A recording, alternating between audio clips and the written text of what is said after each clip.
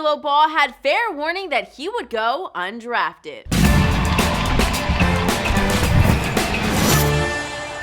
Hey there, welcome to the Fumble here in Los Angeles. I'm Crystal Rich. Make sure you click the subscribe button below to join our notification squad and stay up to date on the latest sports news. And you can follow me on social media at Crystal Rich. No matter how you feel about Lavar Ball or any of his sons, I know most of you felt a little bad when LiAngelo went undrafted. There were chants at the draft for Gelo to be the very last pick, but his name was never called. We know that his dad has ginormous faith no matter what the circumstance looks like.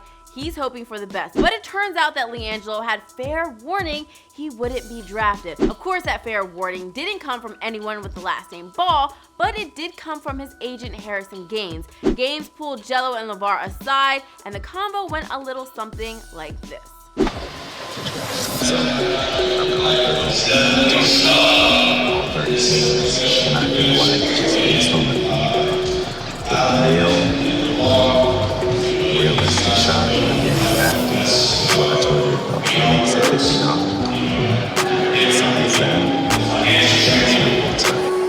Finally, at least we know someone was keeping it real in his ear instead of just gassing up his head, which ultimately led to disappointment. After telling Gelo the hard truth, his agent gave him the option of pulling out of the draft.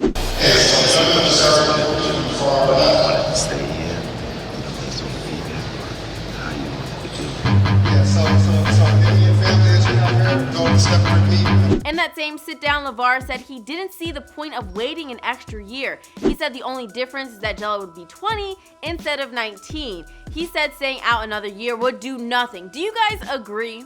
It turns out that Gelo tweaked his ankle at the Warriors workout before going undrafted. Do you think if LiAngelo would have waited an extra year, he would have been drafted? Or was Lavar right and an extra year out would not have changed anything? LiAngelo going back to the #1 recruiting destination for the NBA, the NCAA, aka college, would have been ideal to me.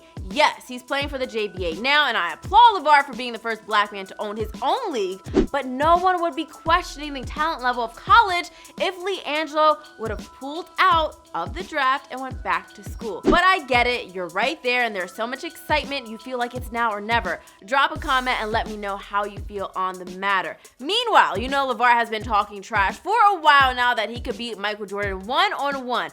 While everyone rolls their eyes at that comment, we finally saw Lavar play a little ball, and it wasn't all pretty.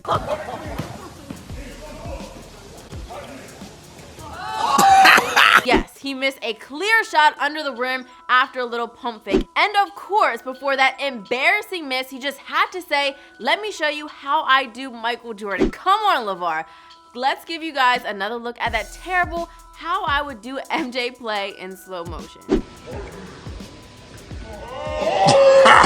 Now, if the saying is like father, like son is really true, I do not ever want to hear Lonzo or LiAngelo ever in the future say that they could beat LeBron one-on-one when they get older. Learn from your pop, son. But Lavar did leave with a little fuel in his tank after pulling off this shot.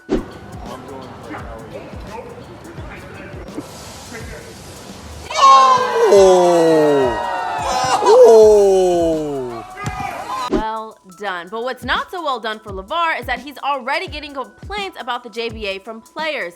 Psycho Sports editor tweeted, "Former JBA player Brandon Phillips tells me that the league only paid him 1/3 of what he was promised. He had to pay for his own bags on every flight, so he saved nothing. Owed 2 or more checks, but nobody's returning his calls. Gave up his eligibility for $1,000. Brandon Phillips even spoke about it on social media after Unique Sports criticized him, saying, "You're telling me you're the only person who had to pay for their bag at the airport. Lavar had kids he didn't know living with him. It's just hard for me to believe he does anyone wrong just for the hell of it."